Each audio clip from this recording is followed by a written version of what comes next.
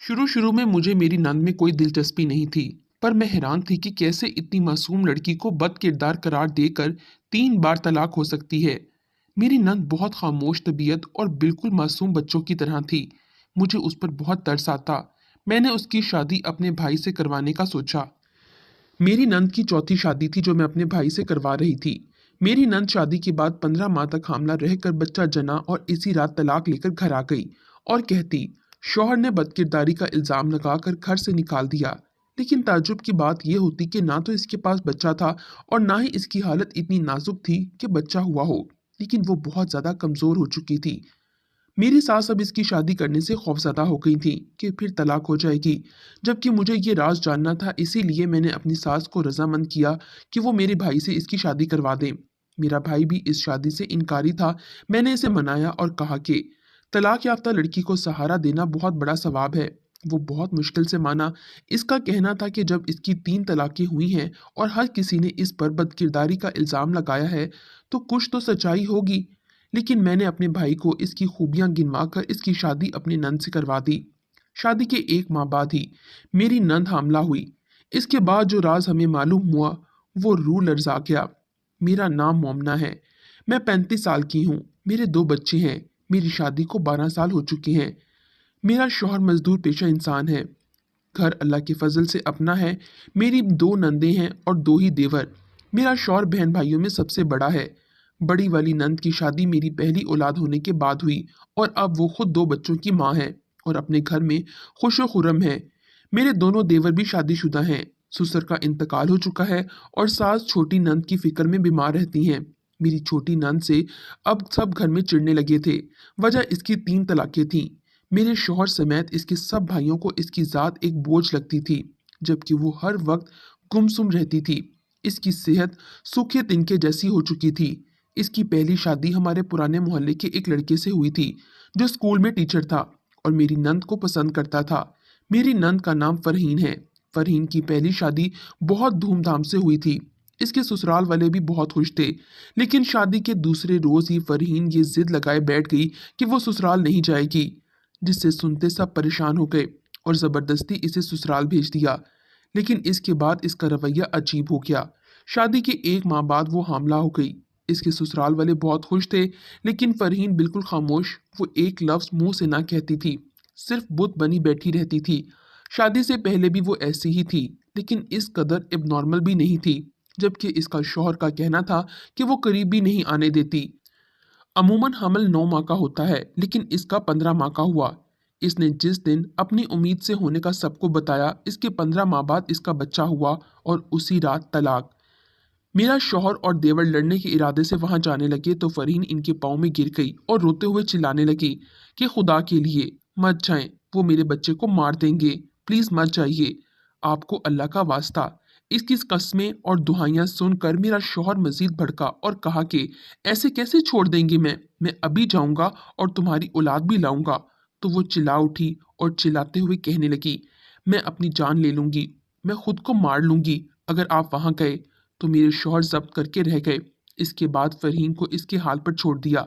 इसने खुद भी दोबारा अपनी औलाद के मुतालिक कुछ ना कहा और ना कभी जिक्र किया। हमें ताज्जुब होता था ऐसे कैसे इसकी ममता ठंडी पड़ गई, पर हमने इस बात पर भी गौर ना किया वो खुद भी ठंडी है, एहसासात से आ रही। इसकी दूसरी शादी मेरी बड़ी नंद के शौहर के दोस्त से हुई और इत्तेफाक से इससे कोई औलाद ना हुई, लेकिन तलाक हो गई। वो रात के स्याह प्यार घर आई। चेहरे के तासुरात बिल्कुल बेतासुर थे। इसने बताया कि इसके शौहर ने इसे तलाक दे दी है क्योंकि वो बद किरदार है। इस बार भाइयों के कुछ कहने से पहले ही मेरी सास ने सख्ती से इनकार कर दिया कि कोई किसी किस्म की बात नहीं करेगा, मजीद बदनामी नहीं झेल सकते। तीसरी शादी अम्मी ने अपने किसी दोस्त के दूर दराज से घर की थी, जिनके मुतालिक कोई मालूमात ना थी। मेरे शौहर और देवरों ने एहतजाज भी किया, पर हमेशा की तरह मेरी सास ने फरहीन के लिए सिर्फ अपनी मर्जी करी और इस इंसान के साथ इसे रुखसत कर दिया जिसके लिए सब खिलाफ थे। वो लड़का मेरे शौहर को बहुत बुरी तरह से खटका था। इस बार जो हुआ वो पहले से ज्यादा बुरा था। शादी के 3 माह बाद ही तलाक लेकर घर आ गई। इस बार सब फरहीन के मामले में बेहिस बन गए। जब हर जगह मेरी सास को अपनी मर्जी करनी थी तो मेरे देवरों और शौहर ने फरहीन के सर से हाथ उठा लिए। लेकिन मैं इस मसले को जानना चाहती थी। जब मैंने अपने भाई से शादी करवाने का फैसला किया तो मेरे शौहर ने इनकार किया, लेकिन मैंने इन्हें समझाया कि कैसर, मेरा भाई बहुत अच्छा है, आप अम्मी से बात करें, वरना यतीम बहन की बर्बादी पर रोज़े महशर क्या मुंह दिखाएंगे। मेरा कहना था कि मेरे शौहर के अंदर मरा हुआ एहसास पल में दहक उठा। उन्होंने अम्मी से जब इस रिश्ते के मुतालिक बात की तो इनके चेहरे का रंग मुतगैर हो गया और उन्होंने मना कर दिया कि अब फरहीन की शादी नहीं करना चाहती। लेकिन इस बार मेरा शौहर फट पड़ा और अम्मी को वाजिया कह दिया, आपने फरहीन के मामले में हर बार अपनी मर्जी चलाई, लेकिन अब बहुत हो गया। मेरी सास मेरे शौहर के रवैये से घबरा गई। फिर इनकी एक ना चली, क्योंकि मेरे देवर भी मेरे शौहर के सपोर्ट में खड़े हो गए थे।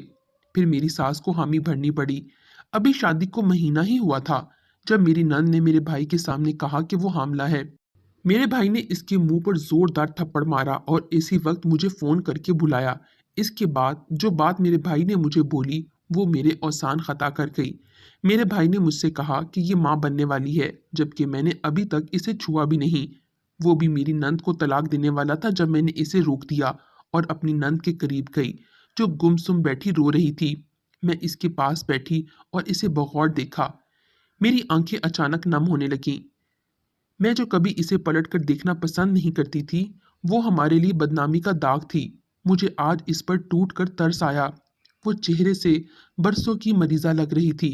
मैंने इसे मोहब्बत से पिचकारा और पूछा, अभी बच्चा कैसे हो सकता है? अभी तो नई शादी की शुरुआत ही नहीं हुई। लेकिन वो मेरे कहने पर तेजी से नफी में सर हिलाने लगी। कहा कि ये बच्चा चचा शाहिद का है। मैंने बेइख्तियार मुंह पर हाथ रख लिया।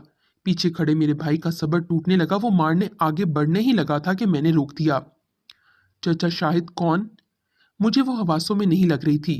हवासों में तो वो पहले भी नहीं होती थी, लेकिन अब इसका ये रवैया बहुत ज्यादा एबनॉर्मल था। पुराने वाले मोहल्ले, किशमिश, मेरी दोस्त के अब्बू, वो राजदारी से बोल रही थी, जबकि इस बार मेरा भाई भी ठटका था। मैंने बेयकीनी से इसे देखा। मुझे याद आ गया कि वो किस चचा शाहिद की बात कर रही है, जो पुराने मोहल्ले में हमारे पड़ोसी थे। लेकिन ये चचा शाहिद का बच्चा कैसे हो सकता है फरहीन? तुम्हारी शादी तो कैसर से हुई है ना? मैंने इसके गाल पर हाथ रखे, समझाया, तो वो हाथ झटक कर बोली कि मैं बदकिरदार हूँ, मुझे तलाक चाहिए, वरना वो मुझे मार देंगे। वो यही हैं, यहीं इसी घर में है, प्लीज मुझे तलाक दे दो। वो अचानक रोने लगी, जबकि मैं सुन पड़ गई। इसकी दिमागी हालत दुरुस्त नहीं लग रही थी। मेरा भाई भी बेयकीनी से मुझे देख रहा था। जब वो रोने लगी कि मुझे तलाक दे दो वरना वो मुझे मार देगा, वो यही है, मेरा सांस लेना मुश्किल हो गया और मैं वहां से फौरन बाहर निकल गई। परेशान तो मेरा भाई भी हो गया था, इसलिए फौरन मेरे साथ बाहर निकल आया। मैं मुंह पर हाथ रखे रोने लगी। कुछ तो पोशीदा था, कुछ तो था जो छुपाया गया था। मैंने वहीं खड़े खड़े एक फैसला लिया और अपने भाई के साथ फरहीन के पहले ससुराल गई, जहां दरवाजा इसके पहले शौहर की दूसरी बीवी ने खोला। इत्तेफाक से वो टीचर घर पर ही मौजूद था। वो भी मुझे बखूबी पहचान गया था, इसलिए ड्राइंग रूम में बिठाया। मुझे चाय का पूछा तो मैंने इनकार कर दिया। जब उन्होंने मेरे आने की वजह दरियाफ्त की तो मैंने पूछा कि मेरी नंद को बदकिरदारी का इल्ज़ाम लगाकर तलाक क्यों दी? ऐसी कौन सी हरकत की थी इसने? मेरे सवाल पर वो ठटक गया और मुझसे बोला, अपना जुमला दुरुस्त करें, मैंने तलाक नहीं दी थी, मुझसे ज़बरदस्ती तलाक ली है।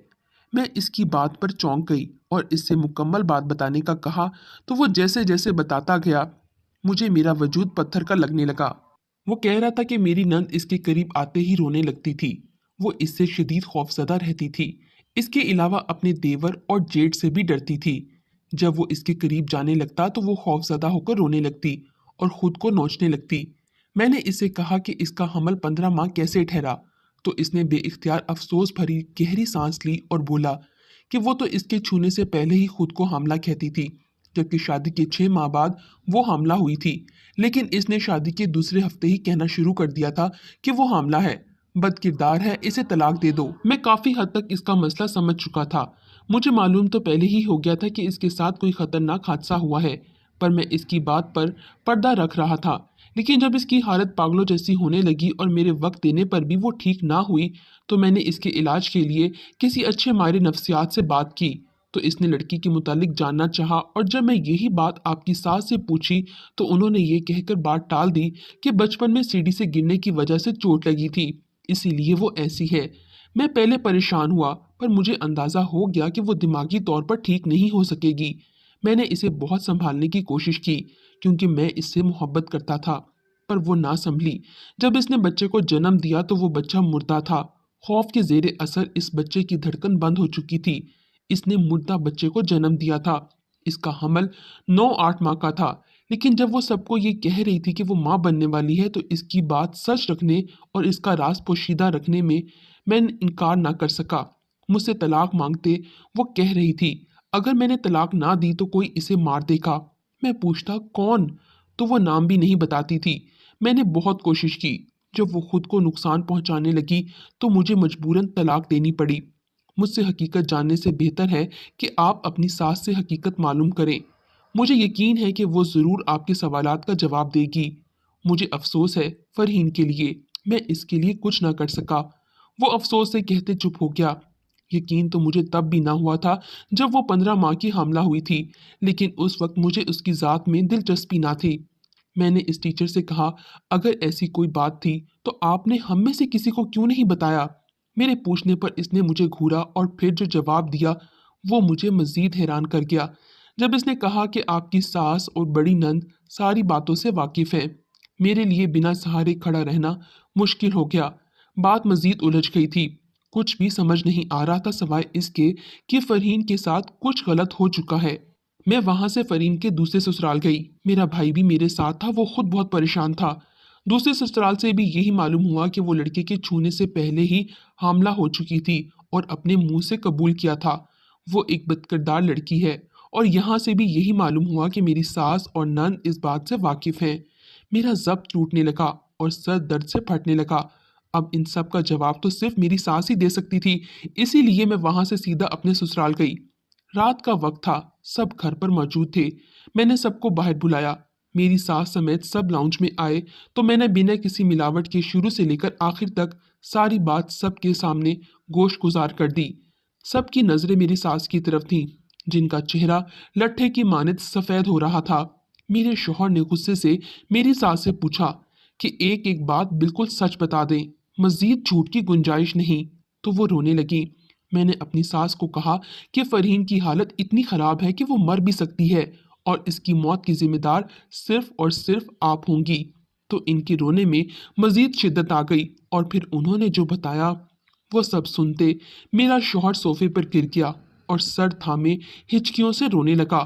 وہاں موجود سبھی میری ساس کے منہ سے کیے گئے انکشافات پر رو رہے تھے۔ میری بڑی نند کی شادی سے یہ دردناک کہانی شروع ہوئی تھی جب میں طبیعت خرابی کے باعث اپنے میکے میں تھی اور گھر کے ایک مرد کام کاج اور باقی تیاریوں میں مصروف تھے۔ اس وقت میری چھوٹی نند فرحین 14 سال کی تھی۔ گھر میں فرحین کو شاپنگ پر اکیلے چھوڑ کر جانا میری ساس کو مناسب نہ لگا، تو وہ پڑوسن کے گھر چھوڑ کر چلی گئی۔ پڑوسن بازار گئی تو فرحین کو اپنی بیٹی کے ساتھ چھوڑ کر چلی گئی۔ پیچھے سے اس کا شوہر شاہد گھر آیا۔ اس پر ابلیس اس قدر غالب تھا کہ اس نے اپنی بیٹی کی ہم عمر فرحین کو اپنی ہوس کا نشانہ بناتے اس کی معصومیت کو رون دیا اور اس کے بعد اس کو اس حد تک خوفزدہ کر دیا کہ وہ کسی کو کچھ نہ بتا سکی۔ اس سب کا علم میری ساس کو جب ہوا جب اگلے دن فرحین کو بخار میں جھٹکے لگنے لگے، اور جب ڈاکٹر کے پاس گئے تو جو ڈاکٹر نے بتایا تو وہ میری ساس کی حواس گم کر گیا۔ ڈر کر میری ساس رونے لگی اور ڈاکٹر کو عزت کے واسطے دیتے روئیں کہ میری بیٹی کی عزت خراب ہو جائے گی، لیکن ان کا یہ ڈر فرحین کے نصیب سمیت اس کا ذہن بھی خراب کر گیا۔ گھر آ کر ساس اور نند نے یہ بات سب سے چھپا لی اور فرحین کی طبیعت کو موسمی بخار بتا دیا۔ فرحین کو بھی بہلا کر چپ کروا دیا کہ وہ کسی سے کچھ نہ کہے، یہ جانے بغیر کہ اس کے ذہن پر کیا اثر پڑا ہے۔ میری نند کی شادی کے بعد وہاں سے گھر چھوڑ دیا اور کسی سے یہ بات شیئر نہ کی، حد تک کہ گھر کے کسی بھی افراد سے کسی نے فرحین کی ذات میں تبدیلی محسوس نہ کی۔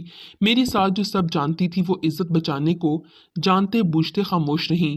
فرحین کی پہلی شادی کے وقت بھی انہوں نے بہت معاملہ سنبھالنا چاہا، حد تک کہ یہ بات بھی سب سے چھپا دی کہ فرحین نے مردہ بچہ جنم دیا تھا اور اس کی 15 ماہ کی مدت کو جو سب کرشمہ یا نہ جانے کیا تصور کر رہے تھے اسے حقیقت کا لبادہ اوڑھ دیا۔ دوسری شادی میں بھی ناکامی کے بعد انہوں نے فرحین کا علاج کروانے کی بجائے اس کی شادی ایک چھپے ہوئے خواجہ سرا سے کروا دی کہ اس طرح اس خواجہ سرا کا راز نہیں کھلے گا کہ وہ مرد نہیں और फरहीन भी बस जाएगी। लेकिन वहां से भी नाकामी के बाद उन्होंने फरहीन की शादी का इरादा तर्क कर दिया। वो मेरे भाई से भी इसीलिए फरहीन की शादी नहीं करवाना चाहती थी कि कहीं हकीकत सामने ना आ जाए।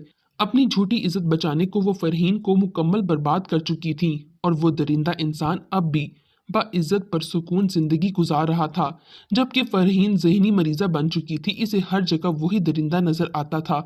कभी दरिंदगी करते, कभी मारते, कभी धमकाते।